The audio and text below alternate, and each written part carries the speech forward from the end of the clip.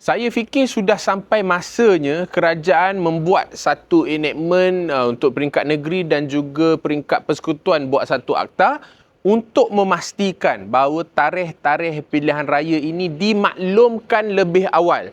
Maksudnya bila sesebuah kerajaan negeri dan persekutuan menang pilihan raya, dia terus kena maklum pilihan raya yang akan datang bermula pada tarikh sekian-sekian berapa bulan. Kalau kita tengok sekarang ni, situasi dekat kerajaan negeri Johor dan negeri Sembilan ni, bubarkan Dewan Undangan Negeri mereka terlalu awal adalah benda yang paling tak masuk akal.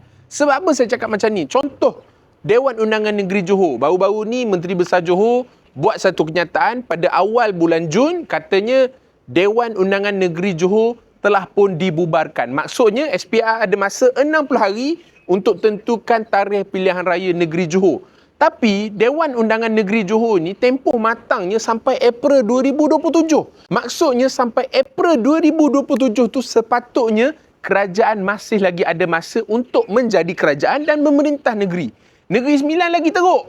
Baru-baru ni Negeri Sembilan juga telah terbubar. Dan sepatutnya tarikh matang untuk Dun Negeri Sembilan ini dibubarkan adalah pada bulan Ogos 2028. Kamu ada masa lagi setahun ke 2 tahun untuk memerintah, tapi kamu dah bubar. Sebab apa kamu bubar? Sebab ahli-ahli politik gila kuasa, duk fikir nak cantas sana, nak cantas sini, nak buang menteri besar, nak bagi undi sokong ke tak sokong dekat menteri-menteri besar, dekat sesebuah negeri. Ini jadi masalah besar bila pilihan raya, tarikh pilihan raya itu menjadi satu senjata kepada mana-mana badan ataupun kerajaan yang memerintah untuk buat taktik-taktik strategi politik. Yalah, sebab kerajaan je yang tahu bila nak bubar, sebab mereka saja ada kuasa.